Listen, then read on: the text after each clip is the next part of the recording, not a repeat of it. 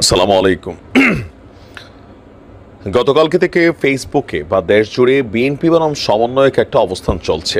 নাহিদ ইসলাম বলছিলেন যে ১/১১ সরকারের একটা ইঙ্গিত তিনি পাচ্ছেন।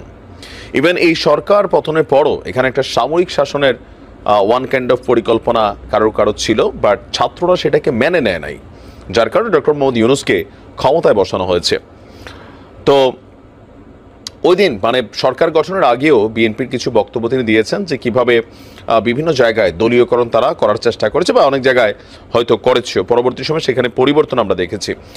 তো এরপরই সেনাপ্রধান নিয়ে বরাবরই বেগম খালেদা জিয়ার সাথে সর্বশেষ তিনি বাংলাদেশ ত্যাগ করার আগে ওনার একটা সর্বশেষ সাক্ষাৎ ছিল, যেটাকে অনেকেই একটা ইঙ্গিত ভাবছিলেন যে বিএনপির সাথে সেনাপ্রধানের একটা পজিটিভ সম্পর্ক তৈরির চেষ্টা, মানে নানান ধরনের বক্তব্য আছে। তো এর মাঝখানে গতকালকে থেকে যখন 1-11 সরকারের আলোচনা উঠছে, অন্তর্বর্তী সরকারের প্রশ্নটা আবার সামনে আসছে, ওই মুহূর্তে সেনাপ্রধান একটা আহ্বান জানিয়েছেন, তিনি বক্তব্য দিয়েছেন এটাকে দুইভাবেই নেওয়া যায়।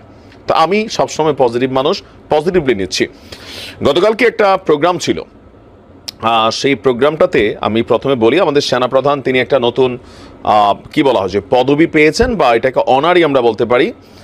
চট্টগ্রাম সেনানিবাসে দ্য ইস্ট বেঙ্গল রেজিমেন্ট, এই সেন্টারের শহীদ এম.আর. চৌধুরী প্যারেড গ্রাউন্ডে ইস্ট বেঙ্গল রেজিমেন্টের 17তম কর্নেল অব দ্য রেজিমেন্ট অভিষেক অনুষ্ঠানে তিনি সেখানে ছিলেন এবং তিনি একটা উপাধিও পেয়েছেন। আচ্ছা, তো সেই প্রোগ্রামে তিনি আপনার একটা বক্তব্য দিয়েছেন যে আমরা নিউজের হেডিংসটা হচ্ছে এরকম, প্রস্তুত থাকার আহ্বান জানালেন সেনাপ্রধান। কিসের জন্য? যে কোনো পরিস্থিতিকে মোকাবেলা করার জন্য, হতে পারে দেশি অথবা বিদেশি। বলছেন দেশের স্বার্থে যে কোনো ত্যাগ স্বীকার করতে প্রস্তুত থাকতে হবে সেনাবাহিনীর সব সদস্যদেরকে। তো জেনারেল ওয়াকারুজ্জামান তার বক্তব্যটা যেরকম ছিল, আমরা যদি বলি গণমাধ্যমকে কোচ করে যে কয়েক বছর ধরে বাংলাদেশের সেনাবাহিনীতে আধুনিক প্রযুক্তি নির্ভর এবং যুদ্ধোপযোগী যুদ্ধাস্ত্র সরঞ্জাম সংযোজনের মাধ্যমে আপনার বাহিনীর সক্ষমতা বেড়েছে। শেখ হাসিনার সরকার সামরিক খাতকে মোটামুটি আপনার শক্তিশালী করছে, ওনার কথাটা বোঝাই যাচ্ছে।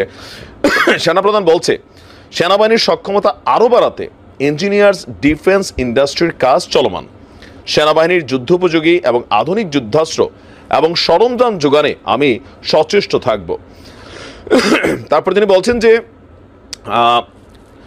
প্রত্যেক সদস্য তাদের উপর অর্পিত দায়িত্ব সর্বোচ্চ পেশাদারিত্বের সঙ্গে পালন করবেন এবং প্রয়োজনে জীবন উৎসর্গ করতেও দ্বিধা করবেন না।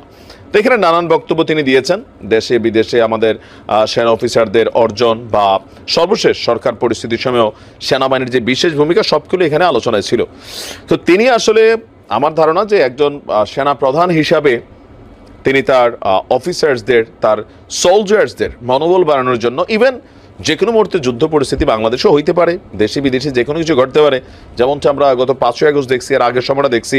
So anything could be happen. আর এখন যে অবস্থানটা আছে, একটা চাপা উত্তেজনা চলছে, আমরা তো বাহির থেকে অনেক কিছু দেখছি না, ভেতরে ভেতরে তো অনেক কিছু চলছে। সো এই উত্তেজনায় যে কোনো পরিস্থিতিতে আবারও মাঠকে কন্ট্রোল রাখতে হলে এটা সেনাবাহিনীর দ্বারাই সম্ভব, অন্যদের দ্বারা সম্ভব না, এটা হচ্ছে প্র্যাকটিক্যাল। সো যদি দেশে আবারও কোনো জরুরি পরিস্থিতি তৈরি হয়, তাহলে কিন্তু এই দায়িত্বটা সেনাবাহিনীকে নিতে হবে। দেশে আসলে কি ঘটছে? বিএনপি ভাবছে যে এই সরকার তলে তলে একটা কিংস পার্টি তৈরি করছে। তো বিএনপির ভাবনাকে অনেকে জায়েজ মনে করছেন এই কারণেই যে বৈষম্য বিরোধী আন্দোলন এবং জাতীয় নাগরিক কমিটি মিলা ফেব্রুয়ারিতে রাজনৈতিক দল আনবে। তো এই দুইটা দল কারা? এই দুইটা দলই হচ্ছে আমাদের এই ডক্টর মোহাম্মদ ইউনূস সরকারের নিয়োগদাতা, বা ডক্টর মোহাম্মদ ইউনূস তরুণদের উপর নির্ভর করেন। তিনি আন্তর্জাতিক ফোরামেও বলছেন যে আমি তরুণদের বলছি যে তোমরা পুরনোদের ফলো করো না, আমরা অনেক কিছু করতে পারি নাই, তোমরা নতুনের মতো না আগাও। আবার মেজর ডালিম বলতেছে তোমরা আগায় যাও, আমি আছি, বিপ্লবকে আরও করতে হবে। আমরা স্পষ্ট যেটা দেখতে পাচ্ছি, আওয়ামী লীগ শূন্য মাঠে বিএনপি বনাম সমন্বয়ক বা বৈষম্য বিরোধী বলেন, জাতীয় নাগরিক কমিটি বলেন, একটা আভ্যন্তরীণ দ্বন্দ্বের প্রকাশ। সো এই দুইটা শক্তি যদি সংঘর্ষে লাগে, একটা অস্থিতিশীল পরিবেশ তৈরি হবে, রক্তক্ষয়ী সংঘর্ষ হবে, তখন সেনাবাহিনীকে আবারও হয়তো মাঠে ওইভাবেই নামতে হবে। তো সবকিছু মিলিয়ে সেনাবাহিনীকে প্রস্তুত থাকতে হবে, সেটাই বাস্তব। তো দেখা যাক কি হয়। ভালো থাকুন।